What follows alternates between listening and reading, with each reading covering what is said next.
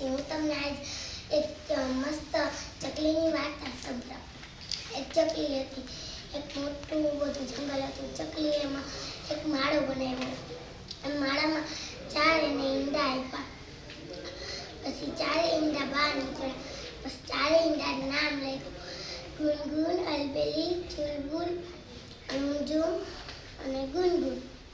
અહીં 3 બહેનો તો મસ્ત હતી, પણ એક બેન કાળી હતી.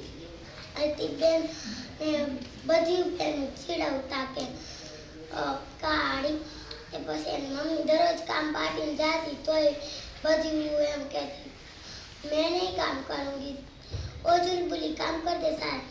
એમ જ દરરોજ ચીડવતી. પછી એની મમ્મી કાંઈ ન કહે. પછી એક દી બધીને અવસર ખાવા આવ્યો.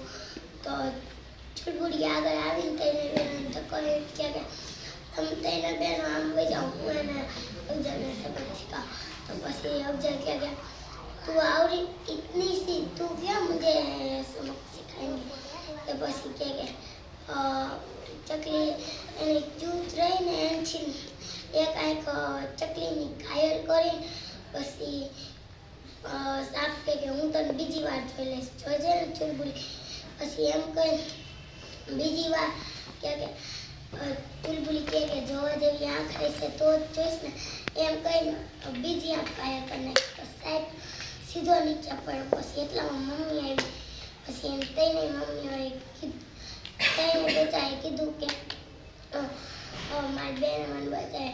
પછી એને બધું હારી મળીને રહેવા માંડી. પછી ગીત ગાય, મેં ચુલબુલી ચિડિયા ચી ચી ચી, સાથ રહેગે મજે સે ચી.